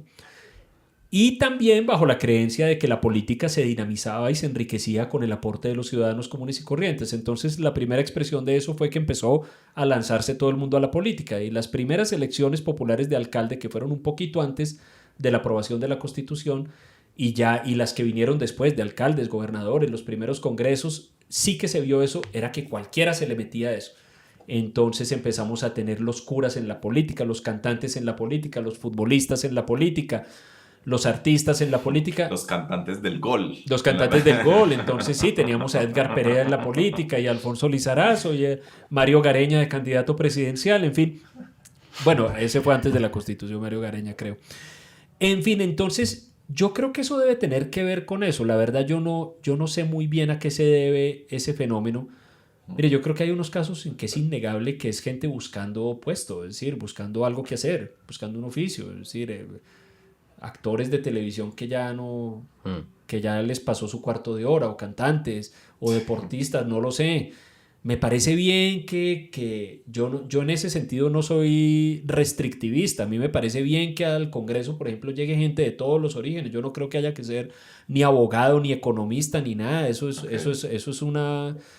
Yo creo que eso es un exceso, pensar que todo el que tiene que llegar allá tiene que ser como profesional en materias de política pública. No, la idea es que de alguna manera eso sea un vehículo de expresión de las expectativas sociales, pero yo creo que probablemente eso tiene que ver con la desestructuración de la política colombiana. Luego nosotros la tratamos de corregir ahí con una serie de reformas, 2002, 2003, toda esa cosa del umbral, la ley de bancadas, todo eso que obliga a que la política se haga en organizaciones.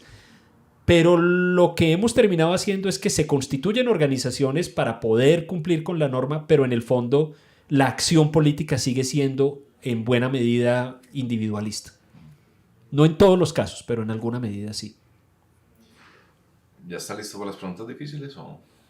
Dios mío, pero no como a Fajardo, que como Fajardo es matemático, entonces cada vez que va a un programa de concurso le ponen problemas de esos de que que hay un pastor que tiene que tiene 15 ovejas, dos dan 2 litros de leche al día, las otras dan el doble cada 2 días, no sé qué, entonces, y el pobre lo ponen a resolver esos problemas y entonces nunca puede, y entonces salen los tuiteros a decir, uy, mire, yo sí lo resolví, es que matemático. No, es que sí, sabemos que usted es bueno con las raíces cuadradas, entonces... No, ustedes están pensando en un personaje que era la calculadora humana Jaime García Serrano, y lo llevaban a los colegios y uno le decía, a ver, pues, 2.527.321 por 3 millones, y ¡prum! Ya a los 5 segundos tenía la respuesta. Entonces. No, en realidad mi pregunta difícil es ¿quién es Quique Becerra Barney? Kiko Becerra. Lo mencioné ayer en un tuit ahí. Resulta que yo tengo un gran amigo que es Jorge Iván Cuervo, que es un profesor del externado, columnista del Espectador, que es un señor de avanzada edad, digamos. Entonces, con él él es una mamadera de gallo que él empezó, que consiste en que, pues tratando ahí de molestar con la edad y pues probablemente por la nostalgia que nos produce acordarnos de épocas anteriores, cada rato recordamos los nombres de políticos de esa época. Entonces yo escribo algo y él me dice, es que usted conspiraba en el OMA del 82 con Rommel Hurtado. Entonces eso hace referencia a unos eventos que ocurrieron en el gobierno de Samperto, y así nos la pasamos en ese contrapunteo. Por ahí una vez alguien me escribió a decirme que tenía una lista de 50 nombres que nosotros habíamos mencionado y que no tenía idea quién era. Y entonces hay como ustedes saben, mientras estamos grabando esto, hay toda una controversia sobre la elección de Contralor. Y él dijo algo sobre eso de la elección de Contralor, y yo en ese espíritu de ese juego le dije, yo voy a proponer el regreso de Kiko Becerra Barney, que fue un político del Valle del Cauca, que era muy, muy conocido en esa época y que, por decirlo de alguna manera, tramaba un poco, parecía una persona seria y parecía una persona decente, parecía un yuppie, un ejecutivo, y fue Contralor General, pero luego terminó en líos judiciales por su relación con el Cartel de Cali. Okay. Entonces terminó mal por ese lado, como muchos políticos de esa época, sí. Es que son un mundo de nombres. Uno no son un montón de nombres. Entonces, pensaba que eran inventados. A eso se ha ido metiendo, sobre todo que a los que nos ha gustado la política, y a mí me gusta desde que era muy niño, Entonces nos la pasábamos viendo noticias y se acuerda uno de unos nombres por ahí que nadie más se acuerda. Entonces, ¿quién se acuerda de Aníbal Martínez Zuleta? Absolutamente nadie. ¿O quién se acuerda de Carlos Espinosa Faciolín? parece puro Pues nadie. nombre de- O Rommel Hurtado, por Dios. Nombre de novela de Juan Gabriel Vázquez. Ese man debe sacar de eso. Sí. Entonces, claro, entonces nos la pasamos recordando eso. Y ahí se ha ido metiendo al juego otro personaje que es Luis Fernando Medina, que es un gran economista que llegó a Colombia hace poco, pues colombiano, pero volvió a Colombia hace poco después de vivir mucho tiempo en el exterior y que le gusta también entonces recordar esos personajes y empieza a sacan de sus nombres de esa época y temas recurrentes. Entonces eso, por ejemplo, de Rommel Hurtado es que en el gobierno de Samper, cuando hubo toda la crisis por el proceso 8000, apareció una revelación según la cual aparentemente en un café Oma que había en la 15 con 82. En esa época no había tanta cultura de cafés como había ahora y Oma y uno que quedaba al frente que se llamaba Pims eran como los únicos cafés buenos para ir en Bogotá a conversar, que ahí se estaban reuniendo unos tipos a conspirar contra el gobierno de Samper y uno de esos se llamaba Rommel Hurtado, que era un político del Quindío, luego terminó, si no estoy mal, por allá asesinado, en fin. Ese episodio fue uno de esos de esa época. Tantos recuerdos de esa época. A mí una cosa que me impresiona de vos, Andrés, y la razón original por la que fuiste invitado en esta segunda ocasión en la temporada, es porque... No pagué, ¿no? No. Esto no es con payola, ¿no? Todavía. Los pagos son la salida. En esos días, ¿cómo se dice? Si la antesala son los días anteriores, ¿cómo se dicen los días posteriores? ¿Será la postsala? La sobremesa. En la sobremesa de las elecciones. En la sobremesa de las elecciones. Hace falta esa palabra, ¿no? Que en inglés es como aftermath. Sí, de aftermath. Sí, yo no hace lo quise falta... decir en inglés pues porque yo intento ser humilde. Intenta disimular su origen elitista. Pues, ¿no? en el aftermath de las elecciones, en la sobremesa de las elecciones, uno tenía esta sensación de que en verdad no íbamos a poder ser amigos con la gente, ¿no? Por la política nos había dividido, pues a mí eso se me ha calmado, entonces pues en mala hora pues llegaste tarde a esta invitación, pero una de las cosas que sí me impresiona a mí es que vos pareces, o por lo menos es la impresión que yo tengo, tener amigos de diversas vertientes políticas. Sí, los tengo, claro. Y me parece que es una cosa admirable y pues va a sonar a pregunta de reinado de belleza, pero... ¿Cómo consigues la felicidad? Yo iba a decir, why can't we be friends? Pero... ¿Cómo nos volvemos amigos? Nos volvemos amigos por dos razones. Uno, es que la política tampoco es tan importante, ¿no? Como para separarlo a uno de un amigo. Yo pienso, ¿no? La política viene y va, es una cosa muy contingente. Pero hay otra razón. Y esto es una cosa que a mí ocasionalmente me reprochan. No me la preguntan con una connotación favorable como es en este caso, cosa que agradezco, sino que usualmente me lo reprochan. Me dicen, es que usted es un blandengue ahí y usted entonces va y se sienta a hablar con un marxista y entonces usted sale de ahí con unas ideas marxistas en la cabeza y luego habla con el otro y tal otra cosa. Yo creo que hay mucho que aprender. Y yo creo que hay mucho que aprender en las perspectivas, las ideas, las reflexiones que otras personas han hecho. Yo creo que uno de los peores negocios y de las peores decisiones que uno puede tomar en la vida es la de aferrarse a un cuerpo de ideas. Y en ese sentido dejar de escuchar a los demás. Ahora, esto no es fácil y no es fácil para mucha gente porque ese aferrarse a una doctrina o a un cuerpo de ideas se vuelve un tema de identidad, ¿no? De yo soy tal cosa y yo soy tal otra y en ese sentido no doy mi brazo a torcer, entonces soy libertario. Yo veo mucho esto, por ejemplo, entre quienes se denominan libertarios y yo, ¿por qué lo veo especialmente en ellos? También está en otros, pero por algunas cosas que probablemente yo escribí y dije hace unos años, yo creo que es posible que los libertarios de este país hayan visto en mí como algo bueno, por ahí una que otra idea buena y luego se decepcionan porque yo digo algo bueno sobre Petro o algo así. Y lo que me reprochan es esa falta de identidad. Pero entonces yo al respecto creo y he optado porque en la medida en que yo pueda aprender y enriquecer las cosas que yo pienso con los aportes de otras personas, yo estoy feliz de hacerlo y dispuesto a hacerlo. Y por esa razón yo no solamente tengo amigos de muchas vertientes, sino que yo los escucho y es sinceramente que los escucho con mucha atención, muchísimo, y los leo mucho. Lo que pasa es que no tengo siempre el tiempo para decirles o para hacerles saber que los leo. Entonces, por ejemplo, yo tengo muchos amigos que escriben columnas y yo los leo mucho, o que escriben libros y los leo mucho.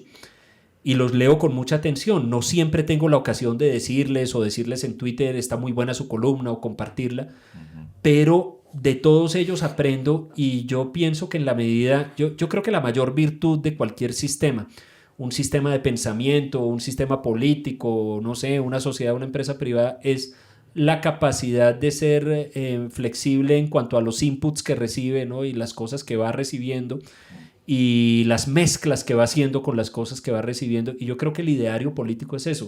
Es decir, aferrarse a un ideario político y tratar de imponerlo desde arriba a la realidad de un país complejo como Colombia, eso va a salir mal, sale mal. Entonces ahí es que uno ve a la gente o en los extremos o de conservatismo o de marxismo o de libertarianismo, como se llame eso, diciendo cosas absurdas en redes sociales, es porque lo que están tratando de hacer es eso, es desde arriba tratar de dar una versión de lo que pasa en un país complejo y difícil de simplificar como Colombia. Entonces usualmente me reprochan eso, pero yo estoy convencido de que es lo correcto. Además es que el goce y el disfrute es total. O sea, yo me siento a hablar con alguien que me da su versión, por ejemplo, desde la izquierda o desde el indigenismo sobre lo que ve en Colombia, y lo que yo estoy, por Dios, me están regalando algo, me están aportando, insisto, es un input, es un regalo, es un aporte. ¿Cómo voy yo a negarme a recibirlo? Entonces, puede ser por esa razón, y en ese sentido mi perspectiva puede ser un poco interesada, porque estoy interesado en los aportes de esas personas, y entonces por esa razón también tengo muchos amigos que no comulgan con mis ideas o con algunas de mis ideas, o no nos inscribimos, o con el hecho de que yo no tenga una matrícula clara en uno o en otro ideario, ¿no? Y hay gente que yo veo que se esfuerza en tratar de decir, no, es que usted sí es tal cosa, pero no, no sé, ¿no? Y no lo hago por creerme muy especial, sino porque franca y sinceramente trato de aprender de todos los lugares y de todas las personas de donde pueda sacar algo. Muy bien. Muy bien. Yo, ya para terminar, Andrés, y mil gracias otra vez por venir acá y serle infiel temporalmente a Enclave. ¿Es Conclave o es Enclave? Enclave, ¿no? Pero eso ok. no es infidelidad porque son diferentes ¿Qué es eso? relaciones. Es un podcast. Es un podcast. En el que ahora Mejía Bernal participa. Ahora soy parte del panel de Enclave Podcast. Es un podcast. Este podcast lo crearon unos amigos míos hace unos años y a mí me parece atractivo porque su definición es ser un podcast sobre Colombia, así nomás. No solamente sobre la política ni sobre la economía, sino sobre Colombia. Ahí está Paula Costa, que es una profesional muy, muy brillante, que ha pasado por muchos cargos públicos y privados. Juan Carlos Restrepo, que es mi gran amigo y que también ha pasado por muchas cosas en este mundo. Luis Guillermo Vélez, Andrés Caro, en fin.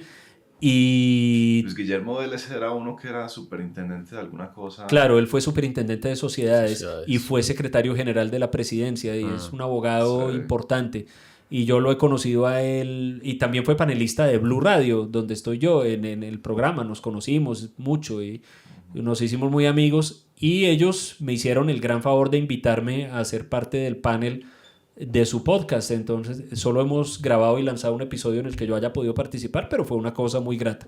Entonces no es infidelidad, porque pues eso no me impide compartir con buenos amigos como ustedes un momento grato al calor de un café. Yo soy muy fan de los libros que vos a veces pues pones como recomendadas en Twitter. Y siempre me sorprenden porque son libros de los que yo nunca he tenido noticia.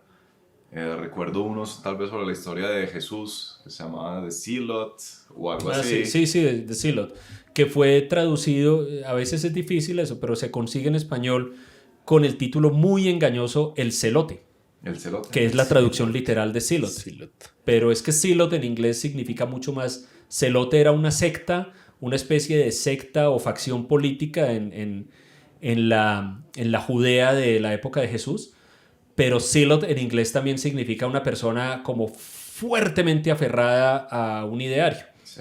Y entonces el autor, que se llama Reza Aslan, el autor del libro, juega ahí en ese título con esos dos conceptos. De los libros que has leído recientemente, pues en los últimos años, ¿de dónde provienen la mayoría? ¿De dónde los sacas? ¿Cómo llegas a ellos? Casi de todos llego por las siguientes vías. Por recomendaciones. Veo gente que recomienda libros en redes sociales, por ejemplo. De ahí saco muchos. Yo creo que de ahí, a veces de las recomendaciones que me hace Amazon o de los nuevos lanzamientos que hay en el mercado colombiano. Pero yo creo, no me he puesto a hacer el estudio, pero creo que la principal vía son recomendaciones. Sí, creo que sí. Y algunos que pues, he descubierto por ahí de desocupado. Hubo uno que compré porque estaba muy barato y me gustó mucho, terminé disfrutándolo mucho. Entonces, un libro. Hace poco leí un libro y lo comenté por ahí en Twitter que tiene un título muy bueno. El título es lo mejor que tiene ese libro.